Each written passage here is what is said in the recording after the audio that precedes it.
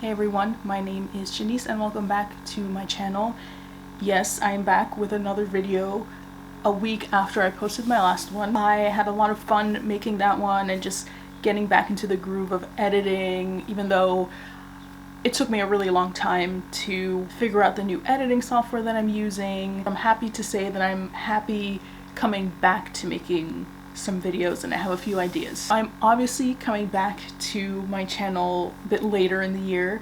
It's about to be August. It's probably already August by the time that I upload this. One of my favorite things to do on this channel is to give you my TBR list for the big books that I'm reading throughout the year.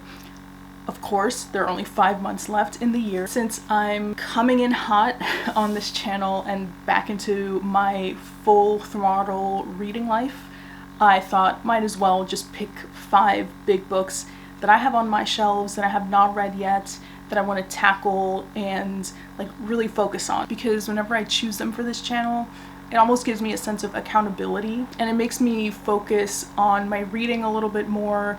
Like I'm more aware of different quotes or different sections of the book that I would like to discuss on this channel. I think it's good for me and hopefully it's entertaining and exciting for you guys. Maybe you'll pick up some books along with me. And so without further ado, let's just begin with the book that I am going to be reading this August. So I figured since it's the first big book in quite a while, I want it to be a little fun. Honestly, it's about time that I push forward with this series, which I think the first time I read the first book in this as of yet unfinished series was maybe 2012, in the first iteration of a booktube channel that I had. It's no longer online because I deleted all the videos or I privated them, I don't even remember. I did a review of that book on that channel, so it's been a while, and I chose the second book in the series for one of my big book challenges. When I was doing research and picking out the books and like looking on Audible to see which books had decent audiobook versions, I saw that not only do I have this in my Audible library, but apparently I read 3 hours a few years ago. I have no recollection of this. But anyway, the book that I'm going to be reading this August is A Storm of Swords by fellow Bayonite George R.R. Martin. You already know this is book 3 in a Song of Ice and Fire. Never going to be finished, it seems. 2 more books still to be published, so I think we're just gonna have to make do with the 5 that we have. Better for me because I'm still on book 3 in this never-ending series. I had to do a little brush up because I honestly kind of don't remember the details of what happened in the first 2 books. I'm sure once I get back into reading the series, it'll all just jog my memory, it'll all come back to me. But from what I remember, Joffrey is sitting at the top of the Iron Throne, he's the king. Stannis has been disgraced. The sorceress kind of enchanted him and took over. Robb is king of the North, and Daenerys is journeying back to the Seven Realms. Is that what it's called? I don't even remember. But she is coming back because she believes the Targaryens are the rightful heirs of the throne. She's coming back with her dragons. And there are also like these wintry supernatural creatures that are like getting nearer and nearer to the north and are about to like invade.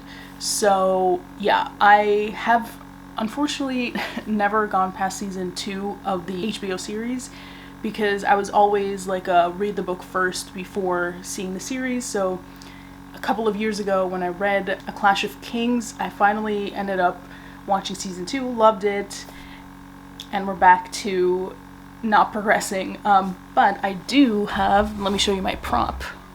I have the full box set. I'm hoping to give myself a little refresher with seasons 1 and 2 before getting into book 3. And from what I've read online, book 3 is kind of seasons 3 and 4 of the HBO show.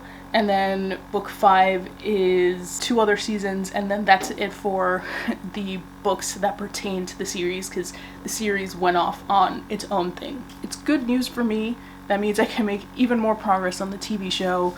And maybe one day before I reach retirement, I will finish Game of Thrones, both the books and the TV series. And just for some details, this book, my edition, which is the kind of ugly mass paperback edition, I know they've got like new really pretty editions, but I'm just going to read what I have on my shelf.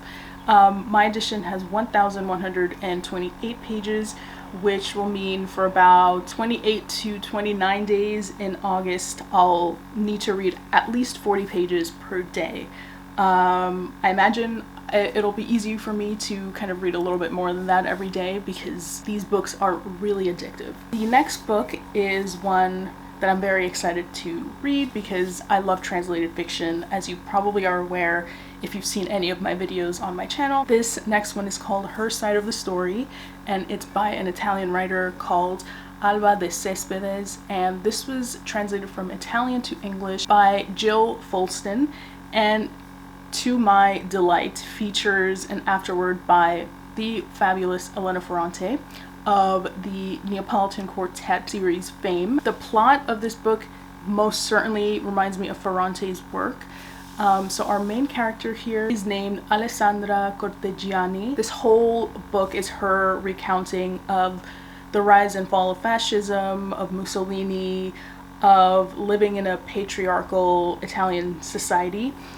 So we follow her from her youth when she's a mere observer of her mother's suffering in her marriage. So her mother is a trained concert pianist, but she's got her own struggles in a violent marriage. And so the family decides to send Alessandra to the countryside to stay with her father's relatives. And I think the idea is to kind of shape her into a traditional woman, but she becomes more rebellious when she's there. Eventually she comes back to kind of help her ailing father, and there she maybe meets a potential love interest for her that is more suited to her feminism and independence. But she insists in the whole book that she's going to tell her side of the story. It just sounds really powerful, and it's giving me Lenou living in Turin in university, that kind of newfound independence and rebellion.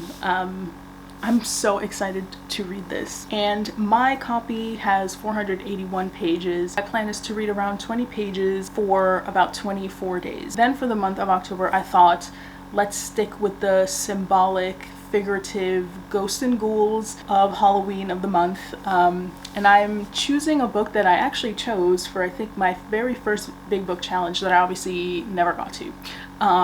It's okay to fail as a reader.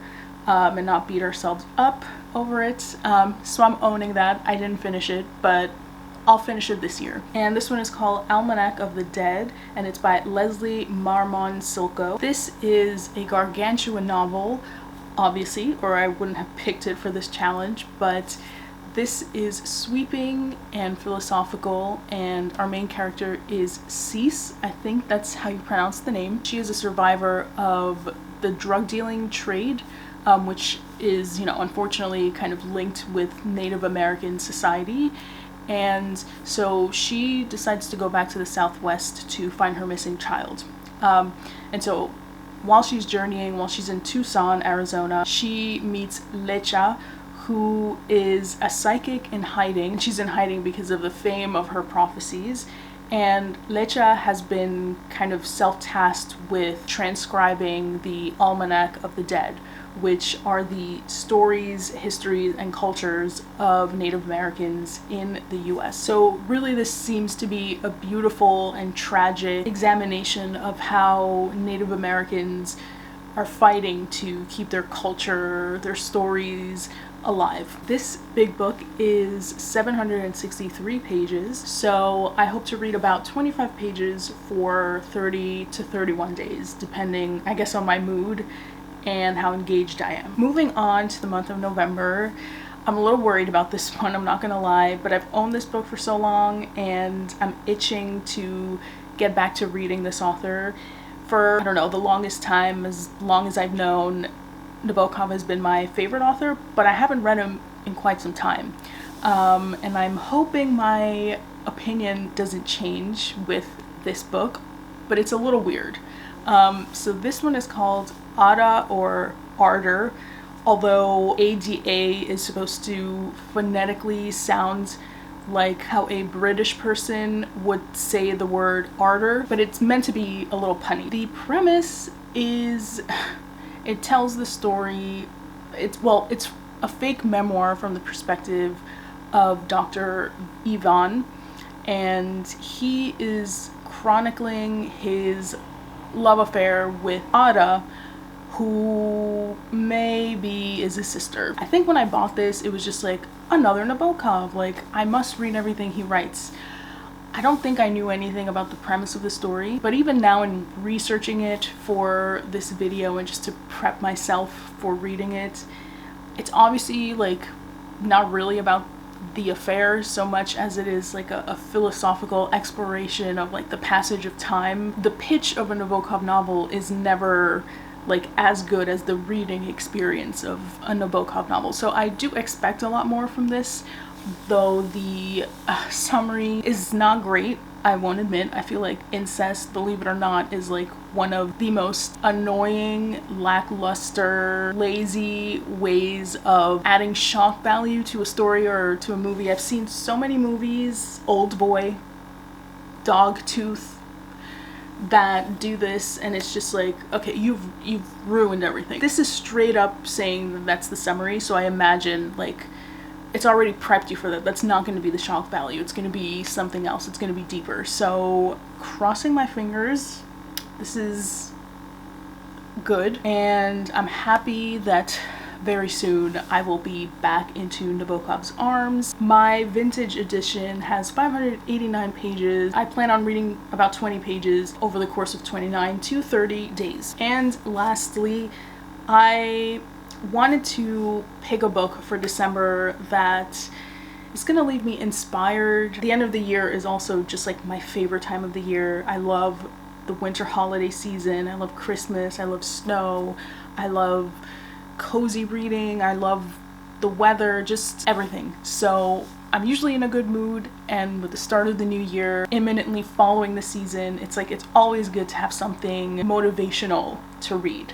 So I am choosing a reread, another book that I chose, I think, for my very first big book challenge, or maybe during my first year on this booktube channel. I did read it and really enjoyed it that time, but I feel like with a new set of eyes, maybe I'll enjoy it a little bit more this time, and I think it's going to be a perfect book to end my year. It is The Count of Monte Cristo by Alexandre Dumas, and my edition was translated from French to English by Robin Buss, and I love that his last name is Buss. My edition has 1,243 pages. It is the Black Spine Penguin Classics edition. It means I'll have to read around 40 pages every single day in December for 31 days. I'm sure you already know what this novel is about.